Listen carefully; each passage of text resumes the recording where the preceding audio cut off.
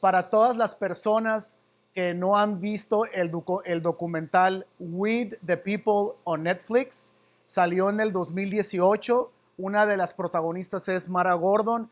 Y si ustedes tienen algún ser querido que tenga alguna enfermedad como esclerosis múltiple, cáncer, que tenga a lo mejor necesidades especiales como autismo o epilepsia, por favor les recomiendo, vean el documental. Van a entender muchas cosas, se van a educar bastante y van a poder tomar decisiones acerca de sus seres queridos, de si les quieren suministrar estos nuevos medicamentos naturales, orgánicos, obviamente, para que puedan tener una mejor calidad de vida.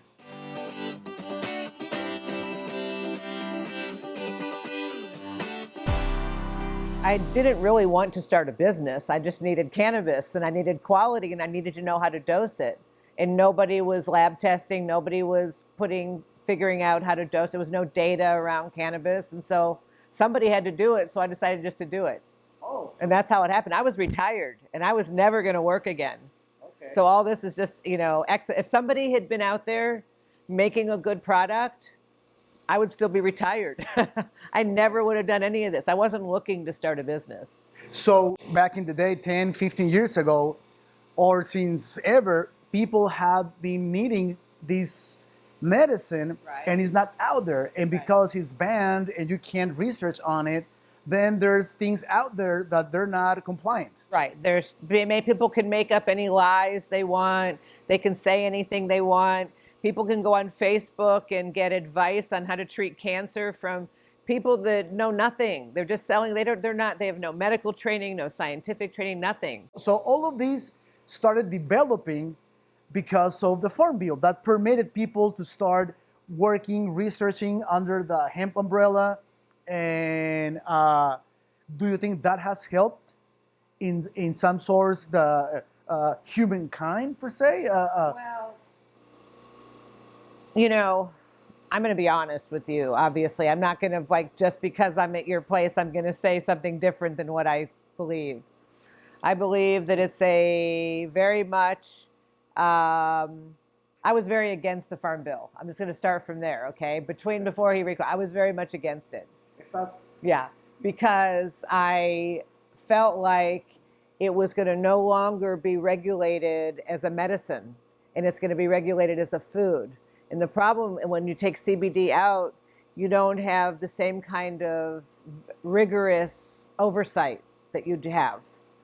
Okay. People making claims, people selling it at gas stations and on Amazon, and there's no consistency in the products. There's nothing.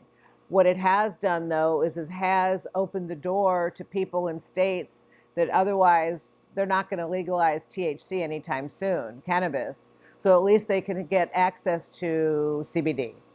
Okay. Right. There are some really good operations, and then there's a lot of really bad ones. And it's sad because the consumer is left in a position where they have to become investigators instead of just purchasing. Correct. Right. So, I'm fortunate to have you, and I found one particular source for something that I had to find in Kentucky, but for a patient in Maine. I mean, it's all over the place trying it. The fact that CBD can go across state lines is wonderful. And that is what's opened up and has really made a big difference to humanity. Okay. Yeah, I do believe. Do you see in the near time cannabis being legal nationwide? Is No. there something that's going to No. happen soon, or you don't see it? I don't see it happening. Soon? I sit on the board of an organization called the Council for Cannabis Regulation. It's a Washington D.C. federal regulatory. In fact, I'll send you the link. I did a webinar last Thursday with two of the leaders from the FDA. Okay. And it was a very interesting webinar. It's like an hour long, I think, but there's small snippets. But anyway, and we were talking about the fact that cannabis is so complicated because if you're dealing with a single molecule, we already have that. We have Marinol. It's already been approved. Okay. On the THC side. And on the CBD side, you have Alexinol. Epidiolex, which is very highly refined CBD, which might as well be single molecule. So, you know, it's already done, right? So people are trying to come up with all these ways to do trials and to get FDA approval on different individual molecules. Okay. But that's not the way the medicine works. You said yourself, if you take the THC out, it doesn't work as well. Correct. So and so how do you get a product that each and every time is identical from the source material through the production of the medicine, and the FDA will not approve it without that?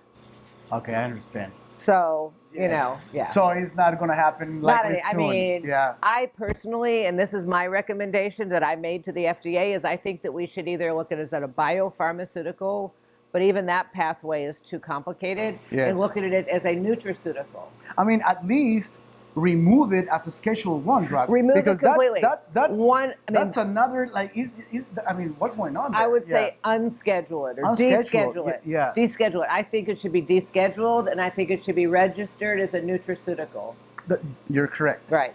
Because Uh, you can still regulate it as a nutraceutical, but not under the same. You can have a complex medicine that has differences each time.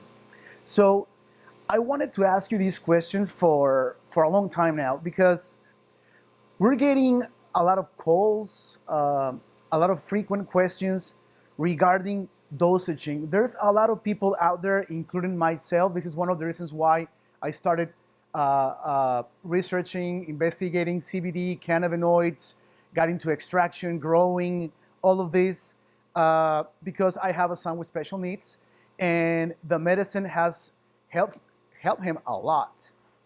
He's very clear now when he talks to me. Now I can have conversations with my son, which I couldn't in the past. That's beautiful. So that's beautiful, and that's and I want people to understand that it works, but I'm not a doctor, and I get a lot of calls, a lot of frequent asked questions regarding dosaging, like, hey, I have a son with special needs, or I have a kid with epilepsy, and I tell them that one of the factors is the weight of the person, but what other factors do you consider for dosaging? Because maybe I'm wrong, you know, so that's why I wanted to ask you this, because it's so important to understand. Right. Yes. I am so glad to have the opportunity to help you with this, because I know you really are sincere about wanting to help.